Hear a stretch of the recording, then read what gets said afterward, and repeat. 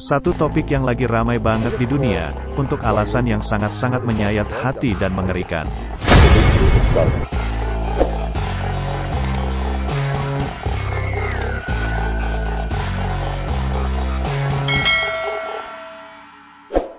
Ia adalah seorang influencer dan model asal China, yang ditemukan terpenggal dan dipotong-potong di sebuah rumah. Polisi menemukan kakinya di dalam sebuah lemari es dan bagian tubuh lainnya, termasuk di sebuah panci sup. Polisi tadinya berusaha untuk menemukan kepala, tangan dan badannya Abby. Sebelum mereka terkejut ketika menemukannya kasus yang sangat-sangat mengerikan. Abby Choi dia lahir di Hong Kong pada tanggal 11 Juli tahun 1994. Dia udah lahir di keluarga yang cukup kaya, tapi nggak cuma itu, dia juga adalah seorang model influencer dan sosialita yang cukup dikenal di Hong Kong. Abby memiliki lebih dari 100.000 followers di Instagram dan dia udah muncul di banyak majalah-majalah mewah, seperti Elle Harvest Resort, bahkan About China.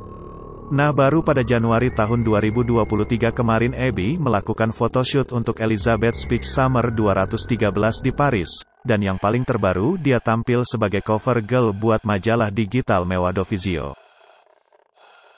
Karena kerja kerasnya itu, Abby diketahui memiliki kekayaan sekitar 100 juta dolar Hong Kong atau sekitar 194 miliar rupiah.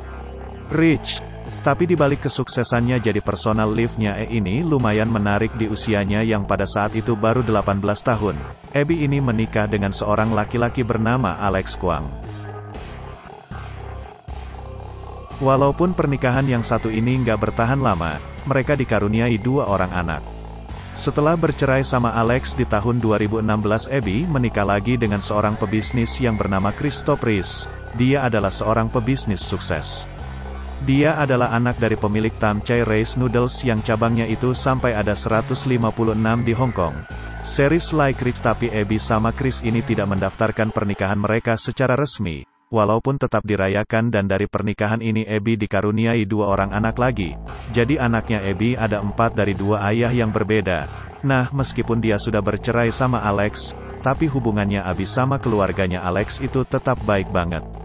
Mereka merayakan Natal bareng. Abby juga masih sering ketemu Alex, ketemu kakaknya Alex, bersilaturahmi sama mantan mertuanya dan lain-lain. Bahkan Abby itu membantu keuangan mantan suaminya. Ada yang membelikan sebuah flat mewah, apartemen mewah gitu di Kaduri Hill, untuk tempat seluruh anggota keluarganya Alex tinggal. Gak cuman itu, bahkan mantan kakak iparnya itu juga dibantu sama dia untuk bisa beli rumah sendiri. Jadi bisa dibilang Abby ini baik banget sama keluarganya mantan suaminya si Alex. Kronologi penemuan jasadnya Abby. Pada Selasa tanggal 21 Februari tahun 2023, Abby memiliki janji untuk menjemput anak perempuannya bersama sopirnya, Anthony Kwang, yang juga mantan saudara iparnya. Abby berangkat bersama kakaknya Alex untuk jemput anaknya. Tapi anaknya tidak pernah dijemput Abby, karena setelah pergi itu, Abby dilaporkan hilang. Setelah mendapatkan laporan hilang, polisi langsung melakukan pencarian. Dengan mudah polisi menemukan bahwa orang terakhir yang ditemui Abby adalah Anthony, sang supir. Ketika ditanyain sama polisi, Antrin mengaku bahwa saat dia mencoba mengantar Abby itu tiba-tiba minta diturunin di tengah jalan. Tapi pernyataan tersebut tidak bisa dibuktikan, karena memang di mobil mereka itu tidak ada dashcam. Polisi terus melakukan pencarian, bahkan sampai 2 hari setelahnya. Setelah dia dilaporkan hilang, Abby juga masih belum kelihatan. Sampai akhirnya 3 hari kemudian, pada Jumat, tanggal 24 Februari tahun 2023 polisi menemukan jejaknya Abby di sebuah rumah di desa Lumei. Jejak Abby mengarah ke sebuah rumah 3 lantai yang bagian bawahnya itu digunakan sebagai toko daging. Diperiksalah rumah itu, dan polisi menemukan ada satu kulkas yang cukup mencurigakan. Begitu dibuka, kulkas itu ternyata di dalamnya tersimpan potongan kaki wanita. Selain kaki itu, di dalam kulkas yang sama, juga tersimpan ada 2 panci berisi sup yang sudah hampir penuh permukaan supnya. Dan sangat mengerikan, tapi permukaan supnya itu memiliki lemak yang udah dingin sampai berbentuk jelly. Sebenarnya sup ini tuh kayak sup wortel dan lobak hijau, Tapi karena sebelumnya mereka menemukan kaki di kulkas, itu polisi jadi kayak curiga. Coba kita cek bahan-bahan lainnya yang ada di dalam panci-panci itu ke ahli patologi forensik untuk diperiksa. Setelah diperiksa, benar saja, ternyata di dalam salah satu pancinya, terdapat beberapa tulang rusuk, rambut dan bagian tubuh manusia lainnya. Tapi yang paling mengerikan di dalam salah satu panci termasuk sebagai sup juga adalah sebuah kepala milik Abby Choi. Mengejutkan dan mengagetkan, luar biasa polisi melakukan olah TKP secara menyeluruh dan ternyata di rumah yang sama ditemukan dua jenis pemotong daging gergaji. Mesin dan penggiling daging, yang diduga digunakan untuk memotong daging manusia. Ditemukan juga pelindung wajah, sarung tangan, jas hujan hitam, beberapa kartu identitas, kartu kredit, dan sebuah tas Hermes Braque ungu milik Abby. Menurut ahli forensik yang memeriksa, ditemukan ada lubang di sisi kanan belakang pada tengkorak. Tapi luka tersebut diduga itu ada gara-gara pukulan benda tumpul. Selain itu polisi juga menemukan ada sebuah video CCTV, yang memperlihatkan seorang laki-laki membawa kantung plastik besar yang diduga berisi potongan dari tubuhnya Abby. Yang lain orang di dalam video tersebut diduga sebagai antonim, karena dia disebut membawa kantong itu ke dalam mobil yang membawa Abby. Sampai saat ini polisi masih memastikan video CCTV ini. Hasil investigasi. Setelah dilakukan penyelidikan lebih dalam, polisi menemukan fakta bahwa ternyata dashcam yang ada di mobil Abby itu, sengaja dihancurkan sama Atheny dan saat polisi memeriksa mobil tersebut ditemukan juga ada bercak darah. Antara temuan ini dan juga penemuan kondisi tengkoraknya Abby, polisi meyakini bahwa Abby itu diserang di dalam mobil dan kemudian dia udah tak sadarkan diri. Ketika sampai di TKP, tim investigasi juga menyimpulkan bahwa tubuhnya Abby ini dipotong-potong dan dimasak supaya jasadnya itu lebih mudah untuk dilenyapkan dan hilang. Polisi juga menemukan bahwa di rumah 3 lantai itu baru disewa di bulan Februari dan yang menyewa rumahnya adalah mantan ayah mertuanya Abby sendiri, Kao Kwong.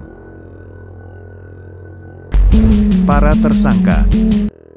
Apa saja relasi para tersangka sama Abby? Sampai Minggu tanggal 26 Februari lalu, polisi itu sudah menangkap 5 tersangka. Mereka adalah yang pertama si mantan kakak ipar, yang udah baik-baik dikasih kerjaan sama Abby jadi sopir, lalu Alex si mantan suami papanya Alex Kao Kwong yang juga mantan ayah mertuanya Abby, mamanya Alex juga Lee Swing, dan yang merupakan simpanannya Kao Kwong si mantan kakak ipar Anthony Kwong yang sama Abby dikasihin pekerjaan untuk menjadi supir pribadinya. Nggak hanya sebagai supir pribadi, Abby itu benar-benar memperlakukan Antonim dengan sangat-sangat baik.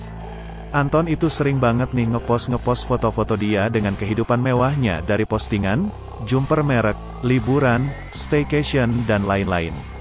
Anthony ini juga bahkan beberapa kali upload foto bersama Abby yang nunjukin kedekatan mereka kayak kakak adik gitu. Kalau upload sama Abby dia selalu pakai hashtag family gitu. Ternyata saat diusut lebih lanjut Anthony ini memiliki masalah keuangan yang cukup besar. Sampai pada 2019 dia itu digugat sama Citibank karena hutangnya itu mencapai $238.000 atau sekitar 463 juta rupiah. Dia juga pernah digugat karena sengketa kontrak sekitar 130.000 Hong Kong atau 253 juta rupiah atas usaha penjualan pancake-nya bersama Abby.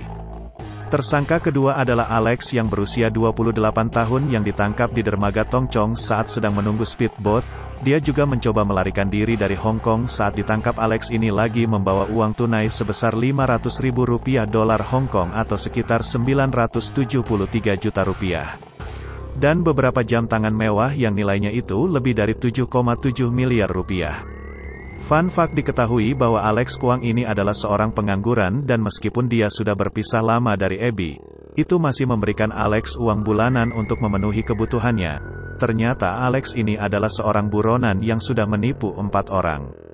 Dari penipuan-penipuannya, dia mendapatkan uang lebih dari 5 juta dolar Hong Kong atau sekitar 9,7 miliar rupiah. Dan sebenarnya bahkan jauh sebelum masalahnya Abby ini, polisi udah mengeluarkan surat perintah untuk menangkap Alex. Tapi menurut salah satu temannya Abby, Alex ini kok nggak pernah ditangkap gitu, bahkan dia tuh sering traveling dari Hong Kong ke China bertahun-tahun nggak pernah kena masalah apa-apa. Cao Kuong, si mantan bapak mertua yang anak-anaknya diperlakukan sangat baik oleh Abby. Selama kasus penyelidikan berlangsung, polisi itu percaya bahwa manusia ini adalah dalang atau otak dari penyerangan terhadap Abby. Ditemukan juga bahwa Cao Kuong ini adalah seorang mantan polisi. Dia juga pernah bekerja di kantor polisi Mongkok sebagai sersan bertahun-tahun, bahkan mendapatkan banyak penghargaan. Tapi meskipun Kuong ini adalah seorang polisi, di tahun 2005 saat dia berusia 47 tahun dia itu juga pernah ditangkap atas tuduhan pelecehan. Setelah ditangkap dan dituntut akhirnya dia dibebaskan tapi dengan jaminan. Lalu dia mengundurkan diri. Meskipun tidak terlibat dalam pembunuhan, Lee Sui Heong yang merupakan mantan ibu mertuanya juga ditangkap. Dia diyakini mengetahui tentang rencana pembunuhan yang dilakukan sama suami dan anak-anaknya. Selain itu, dia juga disebut menghalangi penyelidikan. Tersangka terakhir yang ditangkap adalah Miss Eng. Miss adalah seorang tukang pijat. Dia merupakan selingkuhan dari Cao Kuong yang sudah berhubungan sama Cao Kuong selama 6 bulan. Dia mengaku membantu menyewa sebuah flat mewah untuk tempat persembunyiannya Alex. Enggak cuman itu, ternyata dia juga adalah orang yang membantu Cao Kuong untuk menyewa rumah yang akhirnya menjadi mother house-nya Abby. Rumah 3 lantai tadi pakai uang dia. Motif pembunuhan. Menurut inspektur yang menangani kasus ini, Inspektur Alan Chong, kejadian ini diduga didasari motif harta dan masalah keuangan. Diketahui bahwa ada orang-orang yang tidak suka dengan cara Abby mengelola aset-aset keuangannya. Jelas orang-orang itu adalah Alex sama keluarganya. Jadi Alex sama Abby ini sempat berantem. Abby ini udah baik banget sama Cao Kuong dan keluarganya. Selain membiarkan Alex sama keluarganya tinggal di flat mewah yang dia beli, Abby juga membeli flat mewah itu. Di bawah namanya Kalkukna, tapi karena bisa membuktikan bahwa memang dia yang beli flat itu, bilanglah dia sama Alex, kayaknya aku mau jual deh flat atau apartemen itu. Alex nggak terima, bilang kayak lo tapi kan keluarga saya tinggal di tempat ini. Abby bilang oh enggak, tapi nanti kita cariin tempat lain, kamu tetap sama keluarga kamu bisa tinggal di tempat yang baru. Alex ngamuk, marah-marah, mungkin dia juga nggak percaya sama Abby. Dia merasa bahwa flat mewah yang dibelikan Abby untuk keluarganya terancam. Lalu Alex cerita sama keluarganya, bahkan menurut salah satu teman dekatnya Abby, Cao Kuong sendiri itu pernah bilang ke dia akan membunuh Abby, kalau Abby berani-beraninya menjual rumah itu. Apartemen itu, karena hal itu Cao Kuong ini juga diduga sebagai mastermind atau otak dari perencanaan pembunuhannya Abby. Selain hal itu, banyak orang yang menduga juga bahwa penyerangan yang dilakukan terhadap Abby ini bukan sekedar karena flat mewahnya mau dijual, melainkan bertujuan untuk menguasai seluruh harta warisan dari Abby. Abby kan punya 4 anak, 2 adalah anaknya secara sah di mata hukum dengan Alex, dan yang 2 lagi itu anaknya bersama suami yang sekarang, suami yang kaya. Kemungkinan besar kalau misalkan Abby meninggal, semua harta warisannya akan turun kepada kedua anak ini karena yang 2 ini tidak terdaftar secara hukum, dan juga ayahnya kaya raya. Kalau misalkan hartanya Abby turun ke 2 anak yang pertama, yang berarti anggota keluarganya hanya tersisa keluarganya Alex, harta itu sampai mereka dewasa akan dikuasai oleh sang ayah dan keluarganya. Berdasarkan sidang pertama yang akhirnya digelar pada Senin tanggal 27 Februari tahun 2023, hakim menolak penangguhan penahanan terhadap semua terdakwa. Sidang lanjutan akar kembali digelar pada tanggal 8 Mei. With hair, the pathologist believe that should be the fatal attack. Itu adalah kasusnya Abby Choi. Sebenarnya masih ada beberapa hal yang janggal dan seiring berjalannya penyelidikan dan investigasi lanjut akan terjawab. Pembunuhan berencana ini sangat tidak matang dan reckless, ceroboh, apalagi direncanakan sama mantan polisi. Menurut kalian gimana kasusnya? Apakah kalian juga memiliki pertanyaan-pertanyaan yang sepertinya belum terjawab? Coba komen di bawah.